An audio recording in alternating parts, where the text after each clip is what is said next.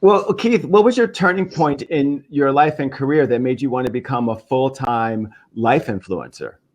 I was no longer fulfilled. I'll be very honest with you. A lot of people, they will continue to do something just to make the ends meet. And I knew that that was what was paying me. That was what was keeping the roof over my head.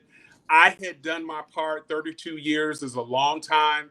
I was like, okay, I'm not waking up being happy anymore. I'm not waking up uh, feeling good. So I walked away from relationships. I walked away from a business. I sold it, got rid of it. I walked away from a house that no longer fulfilled me, got rid of the house. I walked away from a truck, a car that I got rid of everything. I cleaned the slate because often, sometimes, and if there's anything that you all walk away with, get rid of the clutter, the problems, the situation so you can clear the way to receive your blessing.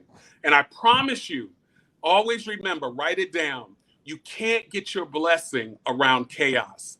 If it does, it'll always look foggy to you. So I had to clear the slate to receive the happiness that I deserved.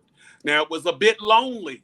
I'll be very honest with you. When you walk away from things that no longer serve you, it's a lonely period, but that's only God preparing you for what's about to come.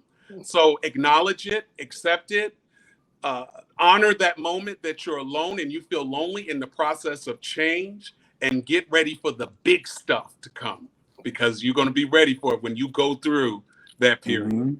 Right on. I'm gonna pass that plate. Go ahead. I'm calling the nurses in white over. Well, one of the things about receiving the things that are coming to you is looking good while you're doing it. So let's talk about image. Yes. What does image mean to you? Image is an extension outside and inside of how people perceive you. Always remember, people perceive you in the first 13 seconds that they meet you. If you notice, sometimes, even as children, when people would meet you, they would do what? They would look you up and down. And the reason that is because they're sizing you up to have a perception of who you are externally, and then they get to the internal part. But the image is what sets the business card for your success.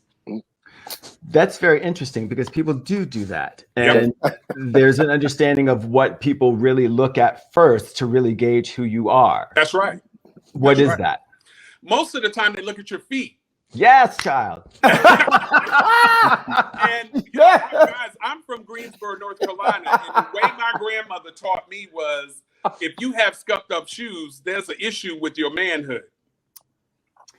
Alvin even talked about that in our catch up today when he was talking about the folks showing up at the Olympics without their shoes shine. So there's a whole bunch of broken manhood in that delegation. Okay. And immediately, I'm sure Alvin, when he saw the shoes, he was like, well, wait a minute, what is that saying about that individual?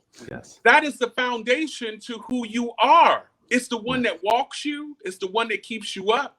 It's the one that keeps you stable. So the first thing they're going to do is they're going to go down and up. Now, back in the day, and when we were in high school and middle school, that was when people looked you up and down, that was a sign we getting ready to fight.